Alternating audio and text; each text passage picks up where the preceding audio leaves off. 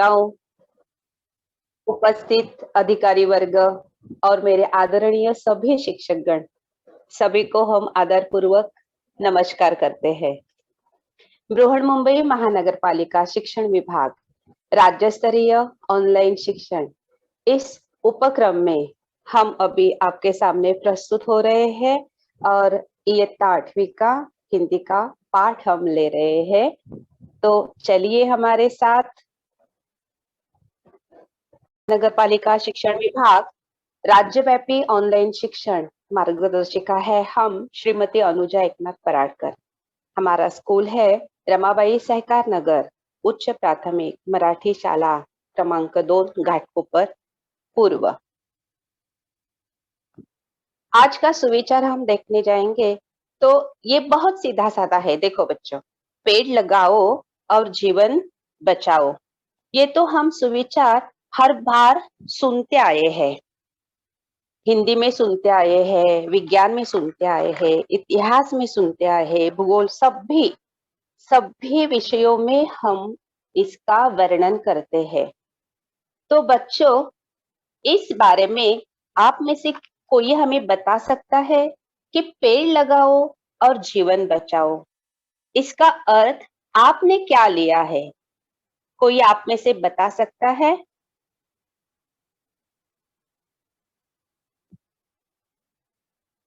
हाँ, बोलिए।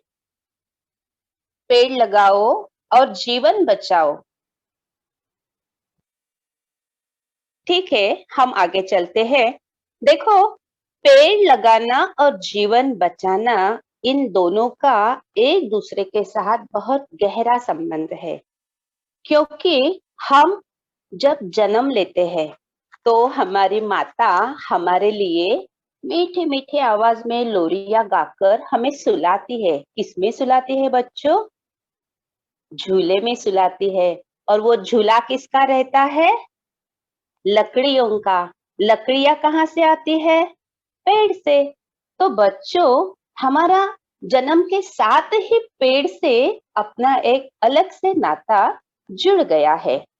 और बच्चों, ये दुख भरी बात है कि हमारा जब मृत्यु होता है तो भी हमें लकड़ियों पर सुलाया जाता है।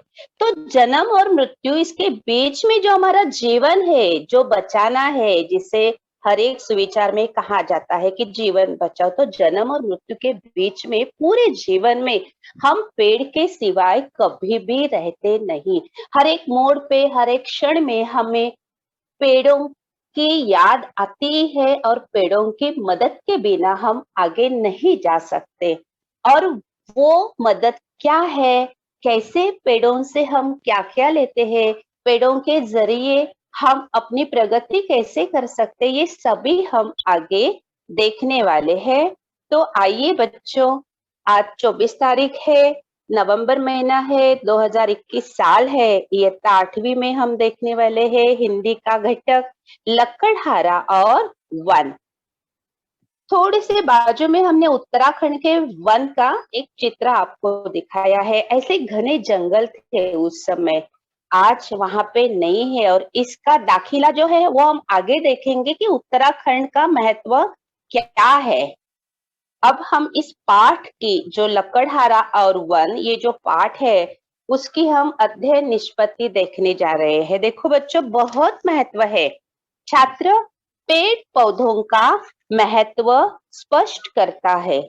आप ये पाठ पढ़ने के बाद आपको पेड़ और पौधों का महत्व समझ में आ जाएगा। अभी भी आप समझ ही पा रहे हो क्योंकि आप 8वीं में आए हुए बड़े बच्चों हो, तो आप समझ ही गए होंगे। लेकिन आज एक नाटिका के जरिए हम आगे जाएंगे।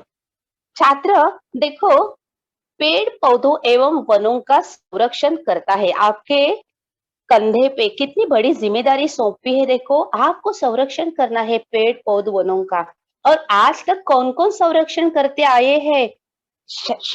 छत्रपति शिवाजी महाराज जी ने भी कहा है कि अपने सैनिकों को आदेश दिया कि कहीं भी जाओ युद्ध के लिए, लेकिन किसी हरे भरे पेड़ को हाथ नहीं लगाना। सिर्फ सूखी लकड़ियां अगर मिले तो ही आपको उसका उपयोग करना है। तो बच्चों,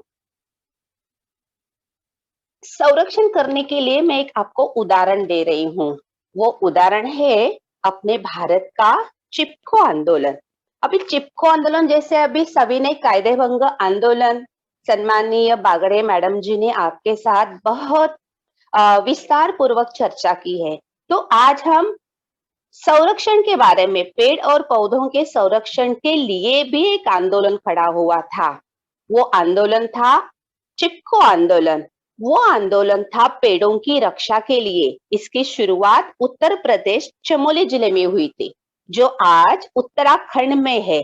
अब चिपको आंदोलन सभी स्त्रियां पेड़ को गले लगाए बैठी थी कि ठेकेदार उन पेड़ों को ना काटे।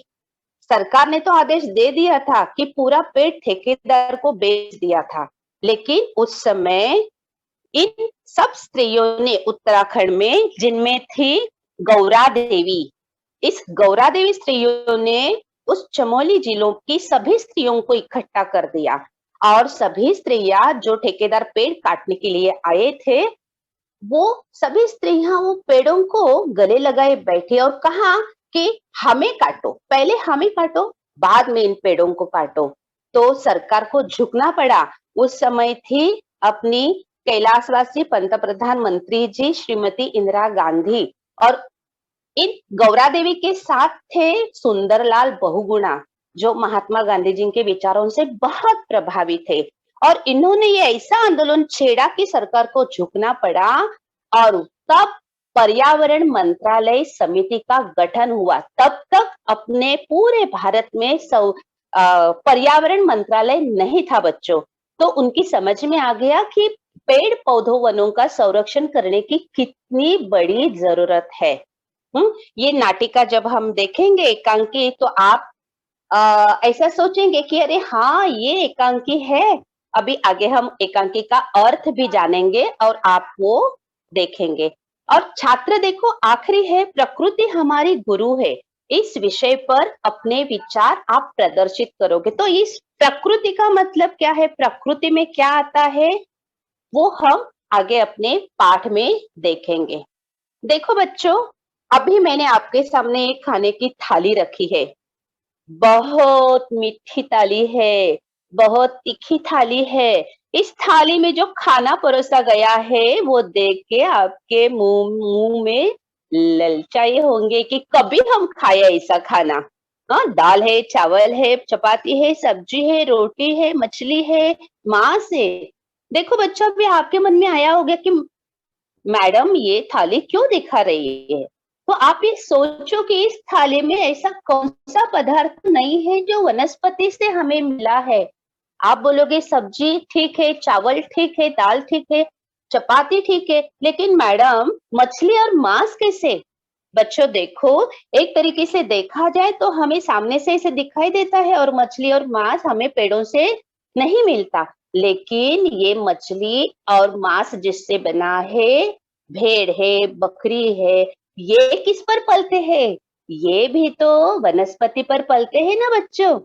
अभी आप बोलेंगे मछली किधर, तो मछली समुन्द्र में, तालाब में, नदी में नीचे जो छोटी छोटी वनस्पतियां, छोटे छोटे पौधे आते हैं, उनके पत्ते खाकर ही तो जीते हैं। तो बच्चों, साथ ही हमारी पहली जरूरत है हर एक मनुष्य की कि खाना। खाना तो खाना कैसे निर्भर है वनस्पति पर। देखो, अगर वनस्पतियां नहीं होंगी, गेहूं की बालियां नहीं झूमेंगी खेत में, तो सोचो गेहूं क्या घर में आएगा और आटा मिलेगा और चपाती होगी, नहीं ना बच्चों। दाल चावल सब वनस्पति पर निर्भर है। और सोचो, इन सबको हमने बाजू में रख दिया तो क्या खाएंगे बच्चों, कुछ नहीं, हमारी बढ़ोतरी नहीं हो सकती।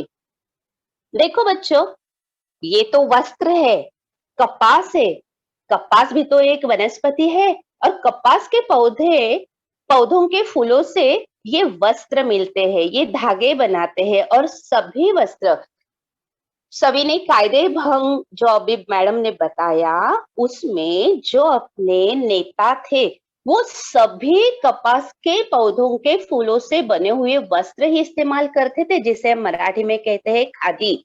खादी वस्त्रोद्योग भंडार नाम का एक बहुत बड़ा संगठन है जो हमारे पूरे भारत में कार्यरत है, जो कि कपास के पौधों के फूलों से वस्त्र बनाते हैं और हम जो पहनते हैं। तो देखो, इसे हम साइड में रख दिए तो सोचो क्या पहनेंगे। अब आप बोलेंगे पुराने जमाने में, आदिवासी जमाने में तो नहीं था वस्त्र, तो लेकिन बच्चों फिर भी पेड़ पर ही निर्भर थे ना। वो पत्ते लेते थे, तने की जड़ें लेते थे, उनसे अपना शरीर ढक देते थे, यानी वनस्पति से ही हम आगे बढ़ पाएंगे। देखो बच्चों, अभी आपको चित्र में और दिखाई दे रहा है, एक वनस्पति है जूट नामक वनस्पति, जो हम घर में इस्तेमाल करते हैं, जिसे मराठी में कहते हैं गोंडपाट। गोंदपाट या अपने चावल, तूर, गेहूं जिस बोरियों में आता है, वो बोरियां बनती है जूट नामक वनस्पति के तनों के रेशे निकाले जाते हैं और उससे ये चीजें। देखो, अभी ये जूट नामक वनस्पति है, हमारे जीवन से हम निकाल दे, बोरिया क्या आएगी, कहाँ से आएगी बोरिया? और हर तरह की वस्तुएं इस जूट नामक वनस्पति से थैलियाँ बनती है, साड़ियाँ बनती है, ये अपने पैर के नीचे हम जो रखते हैं पोंछने के लिए, वो भी तो बनता है। आगे जाएंगे बच्चों, देखो हर एक बाजू से हम वनस्पति से जुड़े हुए हैं। ये है शहतूत के पेड़ों के पत्ते और उस पर ये रेशम के कीड़े पले हुए हैं और रेशम से बनी हुई साड़ियाँ तो बच्चों आपके घर में तो रहेगी, माँ के पास, बहन के पास, दादी के पास, हर एक ये अच्छे-अच्छे साड़ियाँ पहनते हैं। और बच्चों, ये जो धागे दिखाई दे रहे हैं रेशम के, वो रेशम के धागे उपयोग में लाके हमारे नारी या बहनों के, इनके जो छोटे-छोटे कान की बालियाँ, गले की माला, ये सब के लिए ये धागे इस्तेमाल होती है और इसका वस्त्र किसे नहीं पसंद, बहुत झगमगा हुआ होता है। तो आप कहोगे ये तो कीड़े से मिलता है। कीड़ा, शहतूत के पेड़ पर पला ये रेशम का कीड़ा अपने मुँह से जो लाल बाहर निकाल लेता है, उससे ये रेशम बनता है। लेकिन बच्चों, दिखाई तो देता है रेशम का कीड़ा, लेकिन रेशम का कीड़ा जीवित रहने के लिए क्या खाएगा? पेड़ के पत्ते ही खाएगा ना, शहतूत के पेड़ के, जिसे मराठी में कहते हैं हम तूती के पेड़। तो यही पत्तों के लिए भी, ये वस्त्र के लिए भी हमें उस पेड़ों पर ही निर्भर है। अभी देखो बच्चे, इतना ही नहीं, प्राणी, कीड़े से बनने वाली ये चीजें हैं। ये आदमी जो दिखाई दे रहा है आपको, उसने वो जैकेट पहना है ना, वो सांप के चमड़े से बना हुआ है। वो जब चमड़ा अपना निकाल कर दूसरा धारण करने के लिए जाता है, तो वो सूखा हुआ चमड़ा कारखाने में लाया जाता है और उससे ये पर्सेस वगैरह बनाई जाती है। तो आप बोलोगे, अरे मैडम जी, ये सांप कहाँ से आ गया पेड़ खाने वाला? वो तो छोटी छोटी मेंढक खाता है। और अभी देखो बच्चों, चूहा खाता है। तो बच्चों, आप ये सोचो, चूहा क्या खाता है? चूहा तो घर का अन्न धान्य, दुकानों में जाके गेहूं चावल खाता है। तो गेहूं चावल कहाँ से आता है? गेहूं चावल तो पेड़ से आता है। तो पेड़ से गया चूहे के पेट में, चूहा गया सांप के पेट में, और सांप की जो ये चमड़ी है उससे हमने जैकेट बना लिया। तो सामने से दिखाई नहीं दिया, लेकिन देखो पेड़ पर ही निर्भर है।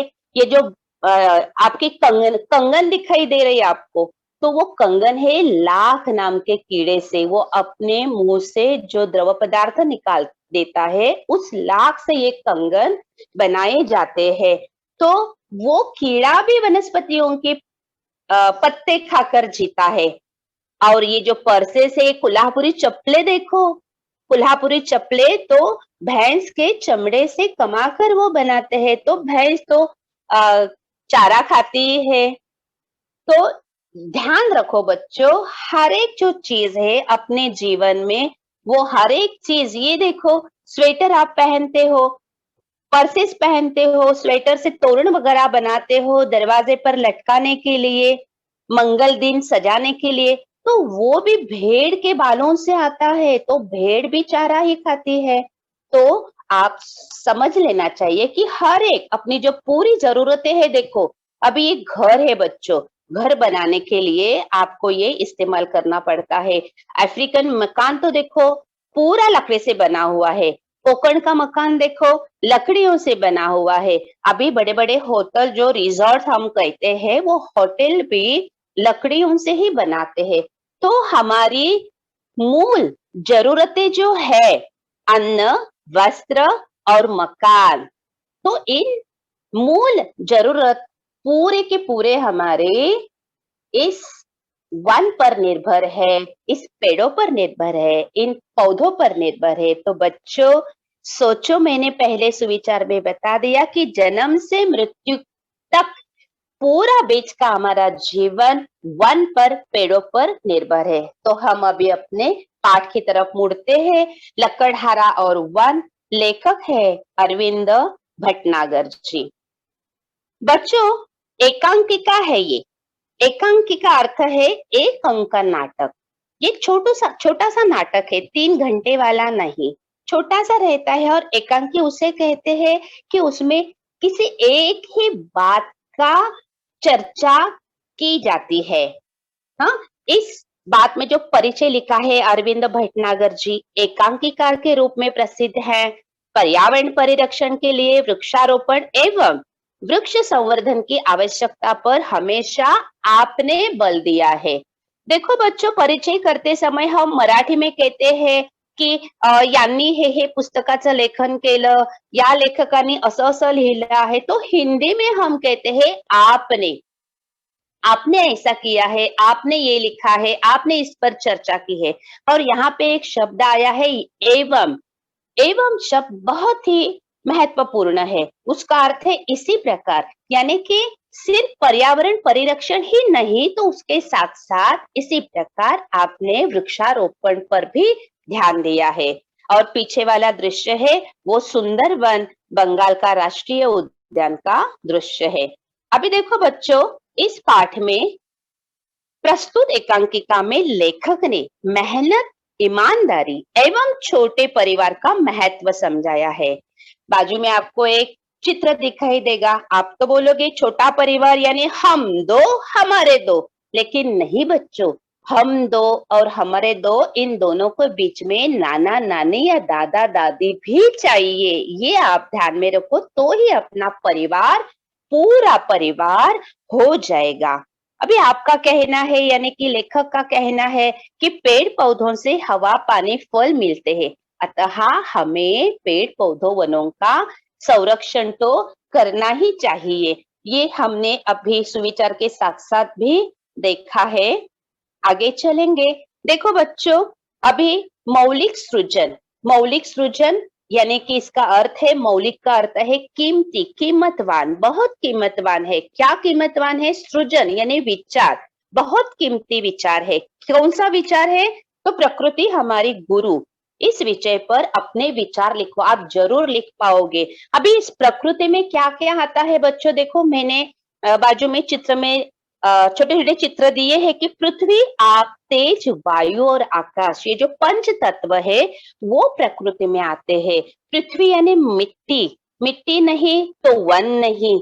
आप यानी जल, पानी नहीं तो जीवन नहीं। तेज यानी सूर्य की किरण, जिससे पेड़ पानी के जरिए अपना खाना बनाकर हमें खिलाते हैं। वायु यानी सांस लेने की हवा, और आकाश यानी अवकाश, जिसे हम विहार करते हैं, जो कण कण में समाया हुआ है। ये मौलिक सृजन है। अगर ये पृथ्वी, आप, तेज, वायु, आकाश अगर नहीं रहेंगे, ये पंच तत्व, तो हम अपना जीवन नहीं नहीं जी सकते। जब ये तत्व नष्ट हो जाएंगे, तो मानो पृथ्वी पर से जो जीवन है, पूरा सजीव सृष्टि, परिसंस्था सजीव, वो सब नष्ट हो जाएगा। इसलिए हमें इस प्रकृति को बचाना है। ऊपर एक मैंने चित्र दिखाया है आपको, महाराष्ट्र का ताडोबा व्याघ्र प्रकल्प। व्याघ्र की, बाघ की संख्या कम होती जा रही है, वे बढ़ाने के लिए ये प्रकल्प है। हम आगे जा रहे हैं। लकड़हारा और वन, ये अभी नाटिका हम शुरू करते हैं। हम पढ़ते पढ़ते साथ साथ हम उसका स्पष्टीकरण भी करते जाएंगे। तो चलो बच्चों, हम जा रहे हैं लकड़हारा और वन एकांकिका देखने। पात्र है इसमें, पात्र यानी व्यक्ति रेखा है। इसमें कौन कौन है देखो, लकड़हारा है, एक ग्रामीण व्यक्ति के रूप में भगवान है, लकड़हारे की पत्नी है और एक हरा भरा पेड़ है। पहला दृश्य, एक लकड़हारा टहलता हुआ मंच पर आता है। टहलता हुआ यानी घूमता हुआ। लकड़हारे के हाथ में कुल्हाड़ी है, वह पेड़ के पास आकर रुकता है। लकड़हारा कहता है पेड़ को देखकर, चलो आज इसी पेड़ को काटे, इससे आज की रोटी का इंतजाम हो जाएगा। पेड़ की डाल काटने के लिए जैसे ही कुल्हाड़ी वो चलाता है तो कुल्हाड़ी हाथ से छूटकर नदी में गिर जाती है। देखो बच्चों, वो लकड़हारा आया था अपने रोजी रोटी का इंतजाम करने, इंतजाम यानी प्रबंध, तजवीज उस दिन की करने तो आया था, लेकिन उसकी कुल्हाड़ी नदी में गिर गई। बहुत चिंतित हो चुका, हे भगवान मेरी कुल्हाड़ी, पानी गहरा है, तैरना नहीं आता, कैसे काटूंगा, क्या बेचूंगा, आज मेरे बच्चे क्या खाएंगे। बहुत चिंतित हो उठा, बहुत चिंतित हो गया वो। इसी बीच भगवान ग्रामीण व्यक्ति का वेश धारण कर मंच पर आते हैं। ग्रामीण व्यक्ति यानी कि गांव में रहने वाला जो व्यक्ति का वेश होता है वो अलग होता है, और शहर में रहने वाला व्यक्ति पैंट शर्ट पहनता है, तो गांव का व्यक्ति धोती कुर्ता ये पहनता है। तो वो एक व्यक्ति आ गया और कहने लगा, बड़े दुखी लग रहे हो, क्या हुआ?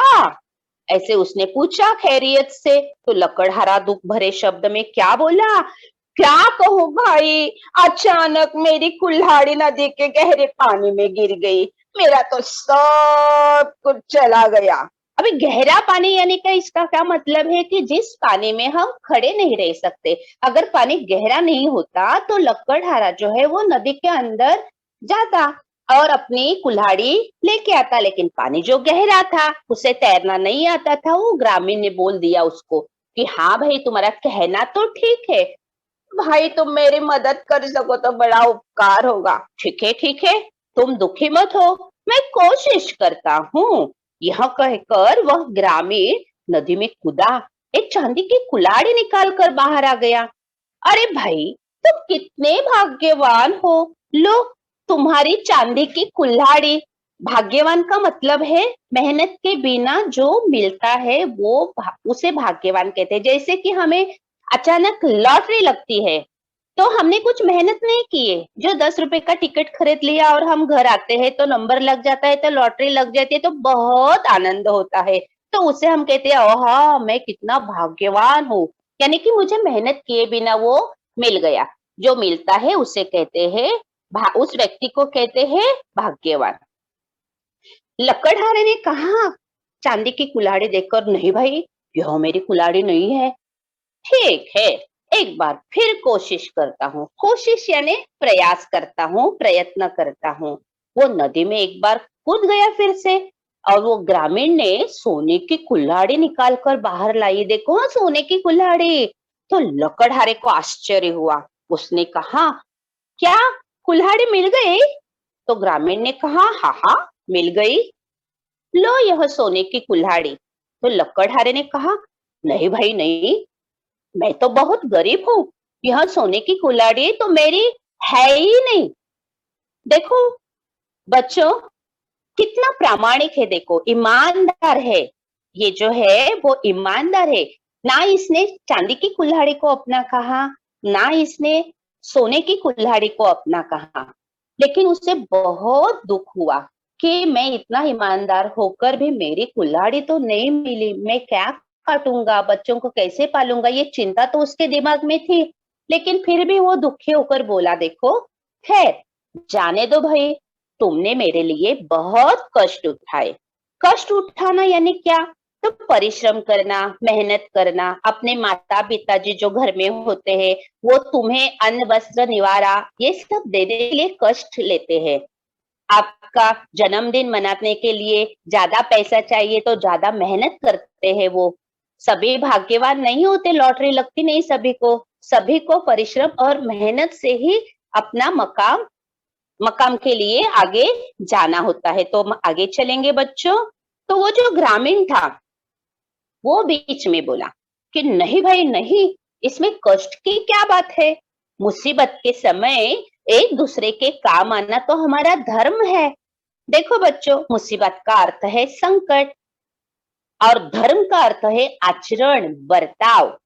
याद रखो, धर्म का अर्थ है आचरण और बर्ताव। देखो, पर अपने यहाँ पे अचानक मेहमान आते हैं और अपने यहाँ पे दूध नहीं होता है, तो हम अपने पड़ोस की काकी के पास जाते हैं और बोलते हैं अचानक मेहमान आ गए, दूध लाने के लिए जाने के लिए कोई घर में है नहीं, तो मुझे 1 कप पहले चाय के लिए आप दूध दे दीजिए। देखो, मुसीबत आ गई, संकट आ गया, तो हम पड़ोसन के पास गए, तो पड़ोसन ने क्या किया, धर्म से हमें दूध दिया। धर्म से यानी उसने अच्छा आचरण किया, उसने हमसे अच्छा बर्ताव किया और हमें थोड़ा सा मेहमान के लिए दूध दे दिया। तो याद रखो, संकट में अपना आचरण बर्ताव बहुत अच्छा होना चाहिए, एक दूसरे के काम आना। देखो, एक दूसरे के काम आना चाहिए। उसने हमें मदद की तो उससे उसके घर पर जब मुसीबत आएगी तो हमें उसकी मदद कर देनी चाहिए। ये आपको याद रखना है बच्चों। हमें जिसने मदद की उसको तो मदद करनी ही है, लेकिन जिसने नहीं भी की उसे भी हमें मदद करनी है। ग्रामीण नदी में कूदकर लोहे की कुल्हाड़ी निकालता है, इस बार उसने लोहे की लाई। तो ग्रामीण बोला, देखो लो भाई, इस बार तो यह लोहा ही हाथ आया। तो लोहा एक धातु का नाम है, आपको तो मालूम है।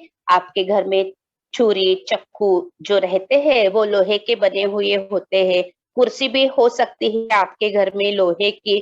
तो लोहा एक कम कीमत वाला धातु माना जाता है, इसलिए वो ग्रामीण तो जो था उसने पहले उसे चांदी की कुल्हाड़ी दे दी, सोने की दे दी। और वो देते समय वो बहुत जोर से बोला, है चांदी की कुल्हाड़ी, सोने की कुल्हाड़ी। लेकिन लोहे की कुल्हाड़ी देते समय क्या बोला कि हाँ, लोहा ही हाथ लगा है। उसे लगा कि ये लकड़हारा निराश हो जाएगा लोहे की कुल्हाड़ी देखकर। लेकिन क्या हुआ देखो बच्चों, वो लोहे की कुल्हाड़ी तो उसकी थी खुद की, इसलिए अपनी लोहे की कुल्हाड़ी देखकर वो खुश हो उठा। खुश हो उठना यानी उसे बहुत आनंद आया। वो बोला, तुम्हारा यह उपकार मैं जीवन भर नहीं भूलूंगा। भगवान तुम्हें सुखी रखे। तो ग्रामीण के मन में अभी प्रश्न उठा। क्या प्रश्न उठा देखो, उसने आगे पूछा, एक बात मेरी समझ में नहीं आई। लकड़हारे ने हाथ जोड़ा, क्योंकि ग्रामीण ने मदद की थी उसकी कुल्हाड़ी वापिस देकर। तो वो लकड़हारा बोला, वह क्या?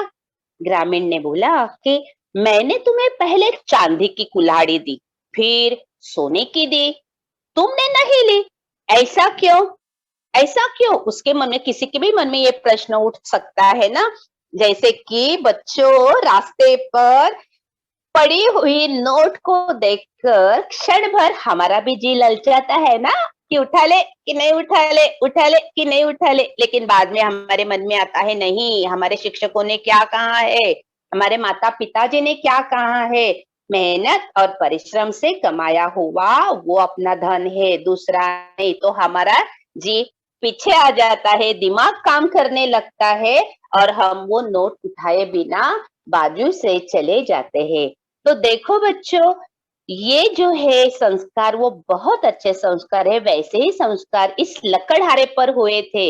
इसलिए ग्रामीण ने जब पूछा कि तुम्हें पहले चांदी की कुल्हाड़ी दी, फिर सोने की दी, तुमने नहीं ली, ऐसा क्यों? तो उसने देखो क्या उत्तर दिया, दूसरे की चीज को अपना कहना ठीक नहीं है। मेहनत और ईमानदारी से मुझे जो मिला वही मेरा धन है। अभी ग्रामीण चला जाता है, असल में वो थे भगवान। ये प्रतीकात्मक कहानी है। तो भगवान किसी आदमी के रूप में ही मदद करता है। अगर पड़ोसन ने मदद की तो उस समय वो पड़ोसन ही हमारी भगवान होती है। ये याद रखो बच्चों। कोई भी भगवान के रूप में अगर सचमुच श्री कृष्ण जी, रामचंद्र जी आपके सामने आए उसी रूप में और कहने लगे मैं भगवान हूं, तो आप हंसोगे, है ये क्या नाटक का रूप बना रखा है, मुझे क्या फंसा रहे हो, है ना। आज जमाने की बात कहे तो बच्चों ये याद रखो कि जो हमारे मुसीबत के समय मदद करने के लिए खड़ा हो जाएगा तो अपने ही रूप का होगा ना। थोड़ी पुराने जमाने के रूप में आएगा तो वही भगवान होता है। इसलिए भगवान ने ग्रामीण के रूप में आने की चेष्टा की थी, प्रयास किया था। तो अभी इस कहानी में प्रतीकात्मक है, तो भगवान के रूप में मंच पर आते हैं। तो वो बोले, धन्य हो भाई, मैं तुम्हारी ईमानदारी से बहुत प्रसन्न हूँ, लेकिन एक शर्त पर, तुम हरे भरे पेड़ नहीं काटोगे। देखो कौन सा वचन लिया उन्होंने, शर्त, शर्त यानी बाजी, वचन, प्रतिज्ञा। कौन सी ली उसने, कि हरे भरे पेड़ को नहीं काटोगे, क्योंकि ग्रामीण या भगवान जी को ये कहना पड़ा। न ही लालच में पड़कर जरूरत से अधिक सूखी लकड़ी काटोगे, जितनी जरूरत है उतना ही ले लो प्रकृति से, प्रकृति को खुरेद कर मत ले लो। जो भी चाहे, पेट भर गया बस करो खाना, नहीं तो पेट बिगड़ जाएगा। उसी तरह प्रकृति से जो भी मिलता है, जिसकी आवश्यकता है उतना ही ले लो। ये भगवान जी ने उन्हें समझ दिया कि सूखी लकड़ी नहीं काटोगे ऐसे। देखो इस अभी पर्दा गिरता है, एक पहला अंक समाप्त होता है, लेकिन आपको ये ध्यान में लाना है कि भगवान जी ने उन्हें पुराने जमाने की कथा में थी कि सोने की और चांदी की कुल्हाड़ी भेंट दी, लेकिन ये कथा में क्या है, नहीं ली उसने, क्योंकि वो ईमानदार था, परिश्रम पर उसका भरोसा था। तो बच्चों, आपको भी अभ्यास में आगे जाना है, जीवन में आगे जाना है, तो परिश्रम पूर्वक अपनी प्रगति करनी चाहिए। इस पर भरोसा रखो, ना कि भाग्यवान बिना मेहनत से कुछ मिलने वाला। इसलिए भगवान जी ने ना उन्हें सोने चांदी की कुल्हाड़ी दी, ना लकड़हारे ने सोने चांदी की कुल्हाड़ी मांगी, बल्कि उसे लोहे की कुल्हाड़ी पे भरोसा था, अपने मेहनत पर भरोसा था। ये आपको यहाँ से सीख मिलती है। तो हम अभी दूसरे भाग में जाएंगे। दूसरा दृश्य है, मंच पर लकड़हारा सो रहा है और मंच के पीछे से उसकी पत्नी आवाज दे रही है, अरे ओ रामो के बापू, घोड़े बेचकर सो रहे हो क्या? आज लकड़ी काटने नहीं जा रहे? तो घोड़े बेचकर वो सो रहा था, परिश्रम करके आया था। घोड़े बेचकर सोना यानी बिना संकट के सोना, निश्चिंत होकर, कोई भी विचार मन में न आते हुए सो जाना बच्चों। लकड़हारा बोलता है अपनी पत्नी को, जाता हूँ भगवान, जाता हूँ भगवान। अपनी कुल्हाड़ी उठाकर जंगल जाता है। देखो हाँ, अभी पहले पहले अंक में हमने देखा ही बहुत सारा जंगल था, लेकिन अभी बीच में समय गुजर चुका है, तो अभी जंगल की क्या व्यथा हो गई देखो। वो कहता है मन में मन, जिधर देखो दूर तक जंगल का पता नहीं, जो थे वह कटते जा रहे हैं और उनकी जगह खड़े हो रहे हैं सीमेंट के जंगल। तो सीमेंट के जंगल का मतलब है बड़ी बड़ी इमारतें, बड़े बड़े टावर अभी आपके आस पड़ोस में भी अभी खड़े होते होंगे। हाँ, होते होंगे ना। तो याद रखो बच्चों, वन समाप्ति करने के लिए आगे आगे बढ़ रहे हैं और हम ही समाप्त कर रहे हैं। तो संरक्षण संरक्षण करना चाहिए, ये सीख इस पाठ से हमें मिलती है। आगे देखो कि अचानक उसे चोट लगती है, चीखता है, फिर एक पेड़ की छाव में बैठता है। देखो, एक पेड़ की छाव में बैठता है। बैठने के लिए सीमेंट के जंगल में छाव नहीं होती, टावर के नीचे छाव नहीं होती, कोई फटकने भी नहीं देता, वहां पे रखवालदार रहता है, चलो चलो पीछे, ऐसे करता है। लेकिन पेड़, पेड़ नहीं बोलेगा ऐसे। पेड़ कैसे होगा देखो, आहा, कितनी ठंडी छाया, सारी थकान हो गई, दूर हो गई। तो ये पेड़ जो है वो सभी को अपने नीचे बुलाता है और वो थकान दूर करता है उठकर। लेकिन देखो, हम मनुष्य ऐसे हैं कि हमें जो आसरा देता है उसी आसरे को हम ठोकर देते हैं। तो जिस ठंडी छांव में वो बैठा था, तो उठ खड़ा हुआ लकड़हारा। उसके सामने भी चारा नहीं था, क्योंकि वन ही नहीं थे अभी ज्यादा। तो उठकर खड़ा हुआ और कुल्हाड़ी संभलते हुए बोला, चलो इसे ही सही, इसे ही साफ कर देते हैं। और कुल्हाड़ी चलाने की मुद्रा यानी भाव, ऐसा हाथ पीछे कर दिया कुल्हाड़ी के साथ। तो क्या हुआ देखो, प्रतीकात्मक कथा है, याद रखो। तो आवाज आई हर तरफ से, अरे अरे, ये क्या कर रहे हो? लकड़हारा चौंका, कौन? अरे भाई, यह तो मैं हूँ। भूत भूत भूत, डर गया वो। तो पेड़ कहता है, डरो नहीं भाई, मैं तो पेड़ हूँ, पेड़ हूँ। लकड़हारा आश्चर्य से, पेड़, क्या तुम भी बोल सकते हो? भाई मुझ में भी प्राण है। देखो बच्चों, मुझ में भी प्राण है कह रहा है। और विज्ञान ने ये, डॉक्टर जगदीश चंद्र बोस अपने भारत के वैज्ञानिक, इन्होंने स्पष्ट कर दिया है कि वनस्पति में भी प्राण होते हैं जैसे मनुष्य में होते हैं। जैसे हमें किसी ने काटा तो हमें दर्द होता है, तो उसे भी काटने से दर्द होता है। तो भाई मुझ में भी प्राण है, तो मुझ बेकसूर पर क्यों वार कर रहे हो? मैंने कुछ बिगाड़ा नहीं, बेकसूर हूँ, क्यों वार कर रहे हो? तो लकड़हारा जवाब देता है, तो क्या करूं? चार चार पांच पांच बच्चों को पालना पड़ता है, यही एक रास्ता है रोजी रोटी का। देखो बच्चों, दूसरा संदेश यहाँ पे मिलता है हमें। चार चार पांच पांच बच्चे। अभी अध्ययन निष्पत्ति में हमने क्या देखा? छोटा परिवार सुखी परिवार, नाना नानी दादा दादी इनमें से, और पापा, पिताजी माताजी और दो बच्चे, ये छोटा परिवार हो गया। ये देखो बड़ा हो गया, चार चार बच्चे, चार बच्चे, नाना नानी, पिताजी माताजी, तो कितना परिवार बड़ा हो गया। तो परिवार बड़ा होता है बच्चों, तो कमाना भी ज्यादा पड़ता है। अगर नहीं कमाई हुई तो भूखे पेट सोना पड़ता है। इसी वो लकड़हारा कहता है कि चार चार पांच बच्चों को पालना पड़ता है, यही एक रास्ता है रोजी रोटी का। तो इसमें सीख मिलती है कि हमें अपना परिवार छोटा ही रखना चाहिए, लोक संख्या बढ़ चुकी है। तो पेड़ ने कहा, अरे भाई, अधिक बच्चे होने के कारण परिवार में दुख तो आएगा ही। देखो बड़ा परिवार है तो खाने की चीजें कम मिलती है, हम अपने बच्चों को शिक्षा नहीं दे सकते। जो पांच बच्चों के बजाय दो ही बच्चे रहेंगे तो हम अच्छे से पढ़ाई उनको दे सकते हैं, खर्चा कर सकते हैं, उनको अच्छे कपड़े, अच्छा खाना वाना दे सकते हैं। लेकिन वही पांच बच्चे हो गए तो वही खर्चा बढ़ जाता है, तो हर एक के हिस्से में बहुत कम आता है। तो इसलिए पेड़ बता रहे हैं कि अधिक बच्चे होने के कारण परिवार में दुख तो आएगा ही। पर तुम कितने बदल गए हो, तुम यह भी भूल गए कि तुम्हें जीने के लिए शुद्ध हवा, पानी और भोजन सभी कुछ मैं ही देता हूँ और मुझे ही काट रहे हो? ऐसा उसने सवाल खड़ा कर दिया है। तो लकड़हारा कह रहा है, यह तो तुम्हारा काम है, शुद्ध हवा देना, इसमें उपकार की क्या बात है? ऐसे कहा? देखो तो पेड़ ने क्या कहा, मैंने कब कहा उपकार है भाई, पर यह तो तुम अच्छी तरह जानते हो कि हवा के बिना मनुष्य जिंदा नहीं रह सकता। उसे सांस लेने के लिए शुद्ध हवा तो चाहिए, और हवा को शुद्ध करने का काम मैं ही करता हूँ। तो बच्चों याद रखो, स्वार्थ का मतलब है निजी हेतु। निजी हेतु खुद खुद का अच्छा होने के लिए जो कुछ भी करते हो, उसमें दूसरे का बुरा हो जाए कुछ चिंता नहीं, उसे कहते हैं स्वार्थ। तो ऐसा स्वार्थ पेड़ नहीं हो सकता, ऐसा स्वार्थ सिर्फ हम मनुष्य प्राणी हो सकते हैं। तो लकड़हारा भी बोला कि ठीक है, पर मेरे सामने भी तो समस्या है। तो पेड़ ने कहा, यदि तुम हमें काटते रहे तो ये बेचारे वन्य पशु कहाँ जाएंगे? क्या तुम अपने स्वार्थ के लिए इनका घर उजाड़ दोगे? क्योंकि जंगल या वन ये सिर्फ मनुष्य के जीवन का ही साधन नहीं है, इन वन्य पशुओं का भी है। तो जंगल काटने के बाद ये वन्य पशु, देखो चित्र में हम देख रहे हैं, घर में आकर बैठ जाएंगे क्योंकि उनका ही घर हमने उजाड़ दिया है।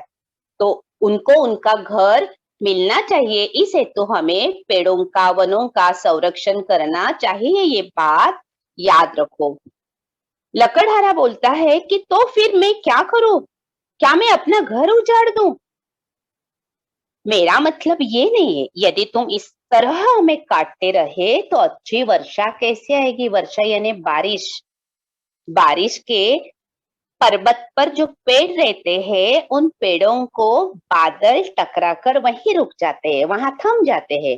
अगर वो बादल वहां थम गए तो वही वर्षा बरसती है। और जिन पर्वतों पर के पेड़ ऊंचे ऊंचे कट चुके हैं, वहां बादल नहीं थमते, आगे जाते हैं, और बाद में ये गांव वाले रोते बैठते हैं कि बारिश नहीं, बारिश नहीं। तो याद रखो बच्चों, पेड़ और वर्षा का संबंध बहुत घना है। लकड़हारा बोला, तुम्हारी बात तो ठीक है, पर तुम ही बताओ मैं क्या करूं? तो पेड़ों ने देखो हामी भरी उनके लिए कि कम से कम अपने हाथों, अपने ही पैरों पर कुल्हाड़ी तो मत मारो। देखो ये मुहावरा है कि अपने पैरों पर कुल्हाड़ी मारना यानी खुद अपना नुकसान करना। देखो बच्चों, अगर आपने पढ़ाई नहीं की तो आप अपना खुद ही नुकसान करोगे, अपने पैरों पर कुल्हाड़ी मारोगे। तो ये नहीं आपको करना है। वैसे ही पेड़ों को काटोगे तो शुद्ध हवा नहीं मिलेगी, पानी नहीं मिलेगा, वर्षा नहीं मिलेगी, खाना नहीं मिलेगा, तो उस पर निर्भर अन्न वस्त्र निवारा ये भी नहीं मिलेंगे। तो पेड़ ने कहा, देखो कभी हरा भरा पेड़ मत काटो, उन्हें अपने बच्चों के समान पालो। अभी देखो आपके माता पिता आपको कोई घाव लगा तो उन्हें दर्द होता है, आप भूखे रहे तो उनको दर्द होता है। तो जैसे बच्चों के लिए माता पिता के मन में दर्द है, वैसे ही पेड़ों के प्रति हमें उनके लिए अपने मन में दर्द होना चाहिए, क्योंकि वे भी जीवित है। ये याद रखो आखिरी तक। लकड़हारा हामी भरता है। हामी भरना यानी वो वचन देता है, स्वीकार करता है कि हाँ हाँ मैं ऐसे ही करूंगा, और उसी समय पर्दा गिरता है। देखो बच्चों, एकांकी चोटी है, वनों का संरक्षण, पेड़ पौधों का महत्व, यही यहाँ पे बताया गया है। एक छोटी सी दिखने के लिए एक छोटी सी चीज है, लेकिन उसका अपने जीवन पर, पूरे जीवन पर निर्भर है हम उस वनस्पति पर। तो हमने ये जाना है आज कि पेड़ है तो हम है, पेड़ों का संरक्षण करेंगे तो हमारा संरक्षण अपने आप ही होगा। एकांकी यानी एक अंक वाला नाटक, एक ही घटना अभिव्यक्त करने वाला नाटक। प्रकृति में मिट्टी, जल, प्रकाश, वायु, अवकाश इनका समावेश होता है, और मेहनत, ईमानदारी एवं छोटे परिवार से अपनी भलाई होती है। तो छोटा सा मूल्यमापन है, हम देखेंगे। रिक्त स्थानों की पूर्ति कीजिए। 4 ही प्रश्न मैंने पूछे हैं, आपको बताना है। पढ़ो और मुझे उत्तर दे दो। चलो, कौन पढ़ रहा है बच्चों?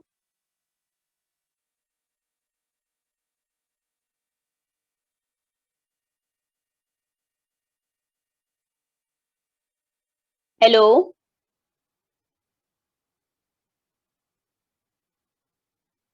हेलो,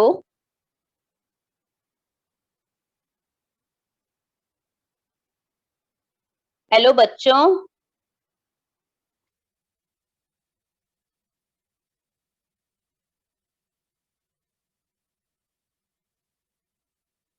हेलो, कोई बता रहा है? अनम्यूट कीजिए, जिनको सर जी ने अनम्यूट किया है वो अनम्यूट करो और मुझे बताओ। हमारा अन्न, वस्त्र एवं घर टिम्ब टिम्ब पर निर्भर है। हाँ बोलो, अनम्यूट करो। सर जी ने अनम्यूट किया है ना, देखो, अनम्यूट करके देखो।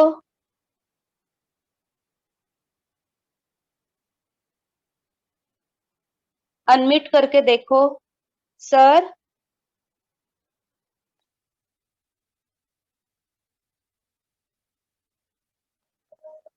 Sir,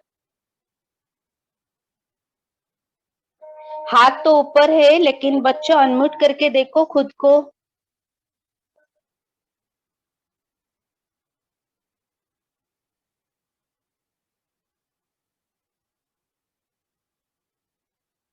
hello,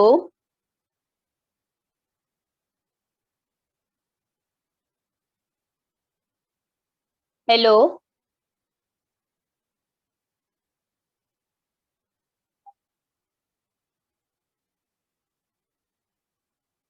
sir,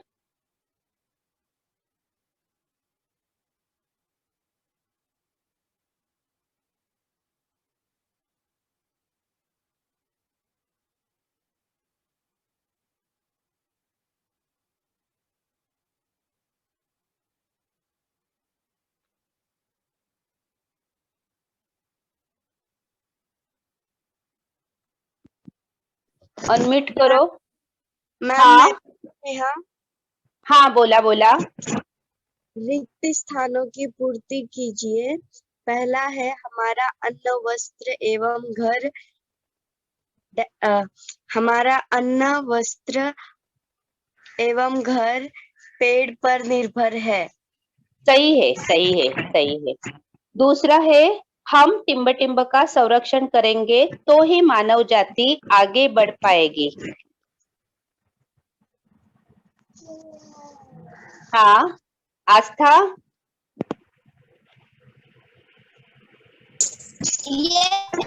teacher. हाँ, बोलिए।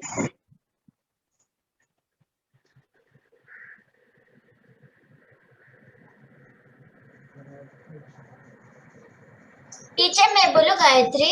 हाँ, गायत्री बोला, बोलिए। हम दूसरा है, हम पेड़ों का संरक्षण करें तो ही मानव जाति आगे बढ़ पाएगी। सही है बच्चों, शाबाश, शाबाश। तीसरा, आयुष। आयुष, क्या आप बोलोगे? तीसरा यस मैम। बोलिए। एकांकी यानी एक अंक वाला नाटक। यस, एकांकी यानी एक अंक वाला नाटक। सही बताया आपने। हाँ, चौथा कौन बताएगा? पीयूष सिद्धि। मैम। छोटा परिवार सुखी परिवार। छोटा परिवार सुखी परिवार। और छोटे परिवार में कौन कौन होने चाहिए बच्चों?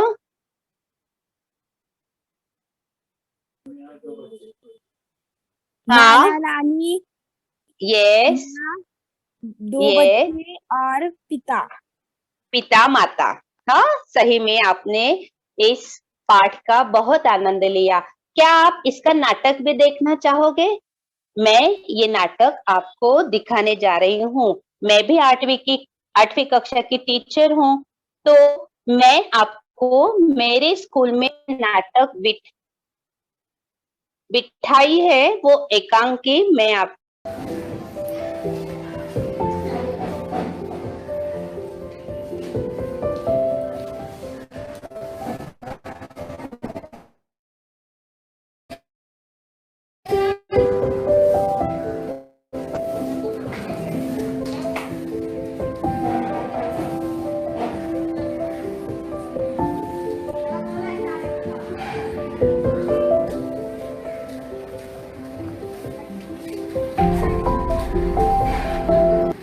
चलो लकड़ियां काटने चलो। हाँ चलो।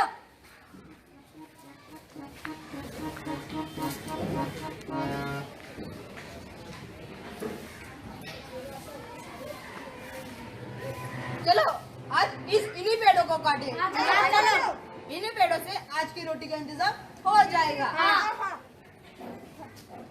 ठक, ठक, ठक। ए भगवान, मेरी तो कुल्हाड़ी गहरे पानी में गिर गई। मुझे तो तैरना भी नहीं आता। अबे मैं कैसे क्या काटूंगा, क्या बेचूंगा और मेरे बच्चे क्या खाएंगे? क्या हुआ, बड़ा दुखी लग रहे हो? क्या बताओ भाई, मेरी कुल्हाड़ी गहरे नदी के पानी में गिर गई। भाई तुम्हारा कहना तो ठीक है। क्या तुम मेरी थोड़ी मदद कर सको तो कर दो ना। हाँ भाई, बहुत उपकार हो गए। तुम दुखी मत हो, मैं कोशिश करता हूँ। डुबो।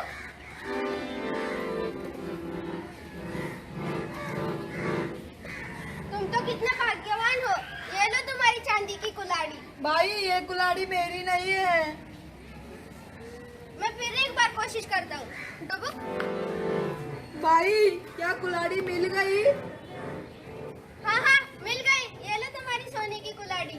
भाई मैं तो बहुत गरीब हूँ, यह सोने की कुल्हाड़ी मेरी है ही नहीं।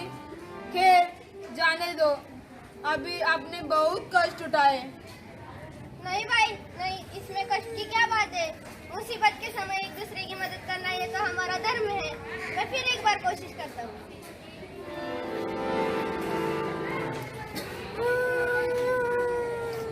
लो भाई लो, ये इस बार तो ये लोहा ही हाथ आया। हाँ ये मेरी ही कुल्हाड़ी है। आपका ये उपकार मैं कैसे जन्मों जन्म नहीं भूलूंगा। आपको भगवान सुखी रखे। एक बात मेरे समझ नहीं आई। वो क्या? इसने तुम्हें पहले चांदी की कुल्हाड़ी दी, हाँ। और फिर सोने की दी, लेकिन तुमने नहीं ली, ऐसा क्यों? दूसरे की चीज को अपना कहना ठीक नहीं है। मैं अपनी बल पर और ईमानदारी से जो भी कमाता हूँ वही मेरा धन है। मैं बहुत प्रसन्न हूँ तुम्हारी ईमानदारी से, लेकिन एक शर्त पर। तुम हरे भरे पेड़ नहीं काटोगे, जरूरत से अधिक सूखी लकड़ियाँ नहीं काटोगे। मुझे यह शर्त मंजूर है। मंजूर है, मंजूर है।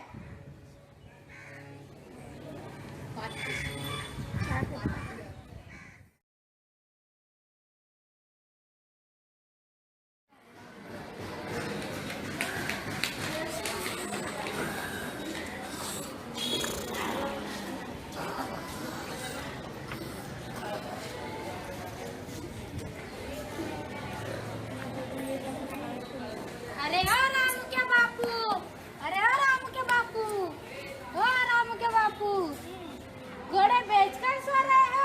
क्या आज लकड़ी काटने नहीं जाना है? जाता हूँ भगवान। ए उठो उठो, सब लोग उठो, चलो लकड़ियाँ काटने के लिए।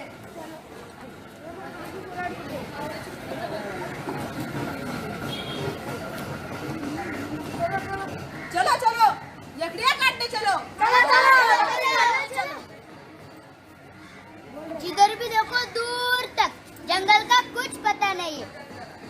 जोते वे कटते जा रहे, अब उनके जगह खड़े हो रहे सीमेंट के जंगल।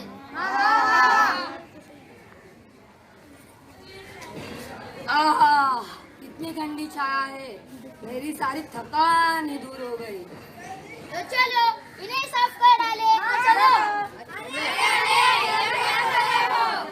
कौन कौन?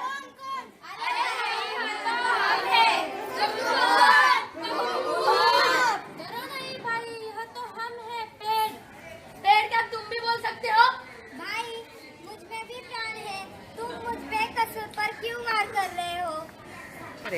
हम चार पाँच बच्चों को पालना पड़ता है। यही एक रास्ता है रोजी रोटी कमाने का।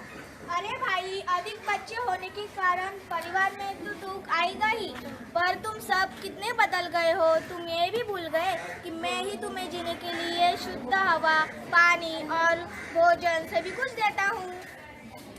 यह तो तुम्हारा काम है, इसमें उपकार की क्या बात है? मैंने कब कहा उपकार है भाई, पर यह तो तुम अच्छी तरह जानते हो कि बिना हवा का मनुष्य जिंदा नहीं रह सकता। उसे सांस लेने के लिए शुद्ध हवा ही तो चाहिए। शुद्ध हवा को शुद्ध करने का काम हम ही तो करते हैं।